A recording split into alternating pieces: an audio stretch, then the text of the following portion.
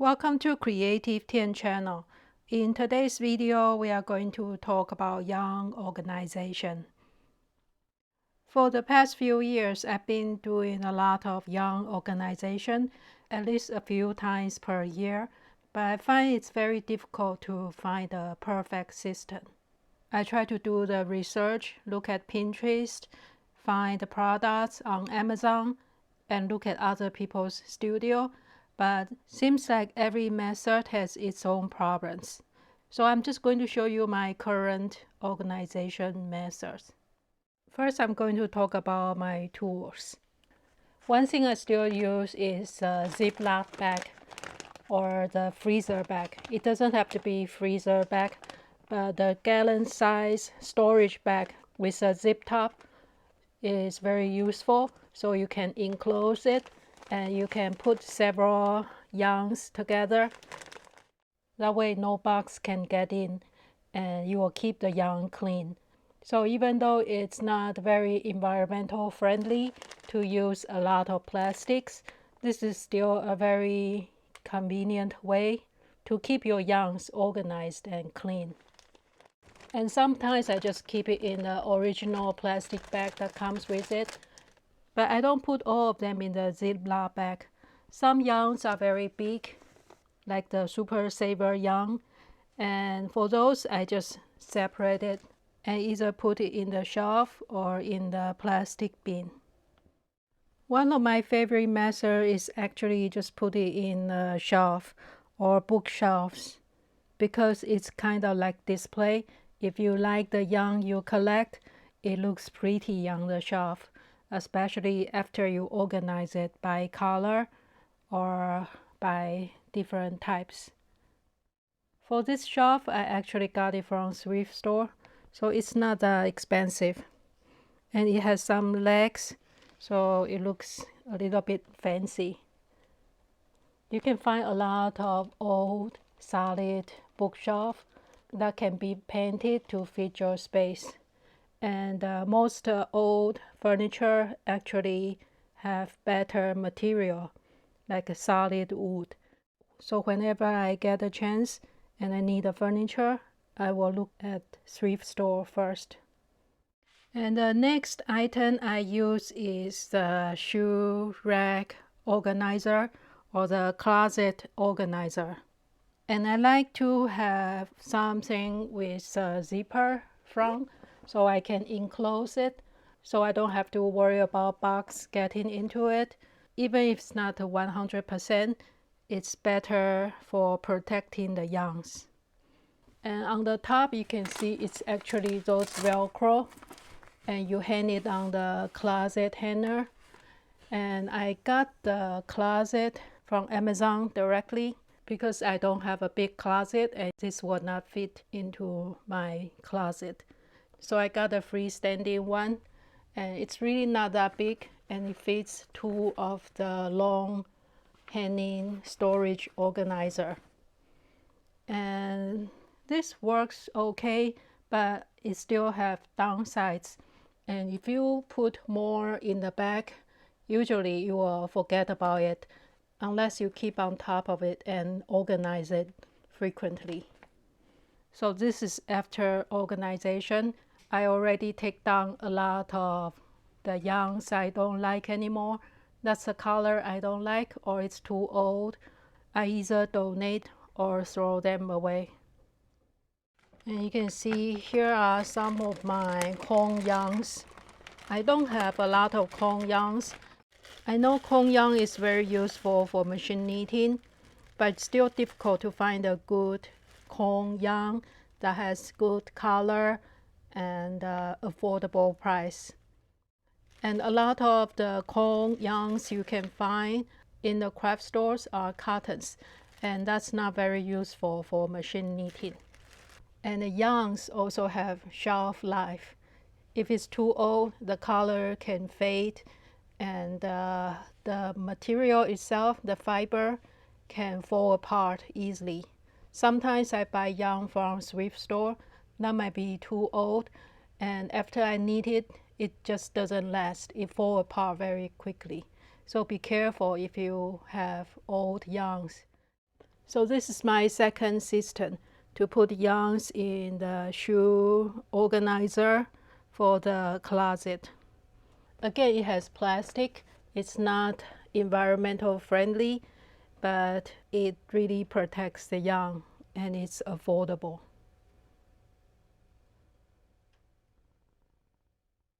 The third system I have is just good old plastic bin with a lid. And again, that lid can protect your yarn from bugs or from dust.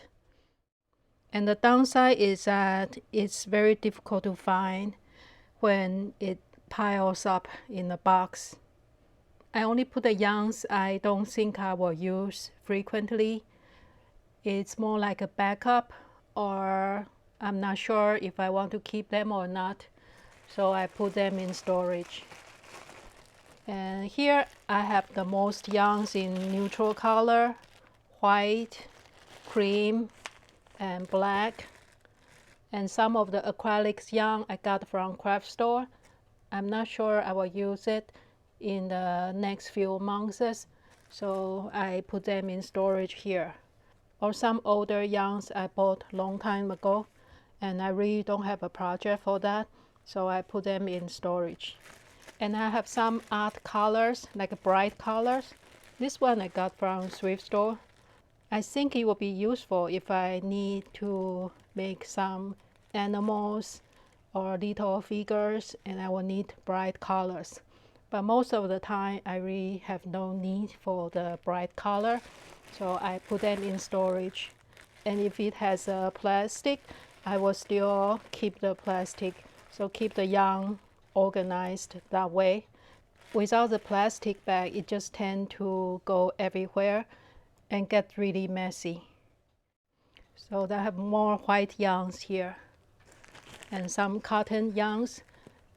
That's more for the summer, so I don't need it now. So that's my third system, just a plastic bin. And I used to have several plastic bins, but it really doesn't help me much because I cannot see everything right in front of me. If I don't see the yarn, I usually don't use them. And the good thing is that it can keep a lot of yarns. So if you just want to put it away for several months, this should be a good option. And the last part is the odds and ends. Here I have my basket with the odds and ends yarns. So it's not full skein, but it's still useful when I need to do some testing or use them as waste yarn for the machine knitting. And if it's really not a lot left, I just throw away. Otherwise, it gets really cluttered up. So for that, basket is good enough.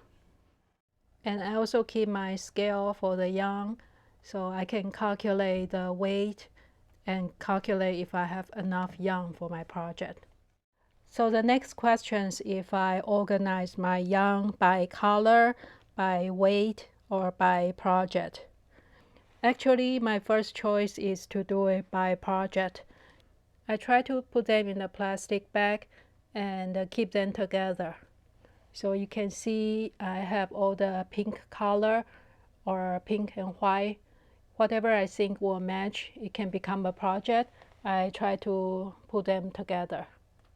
And when I put them together as a project, I know the yarn weight should be the same or approximately the same, and the color should match.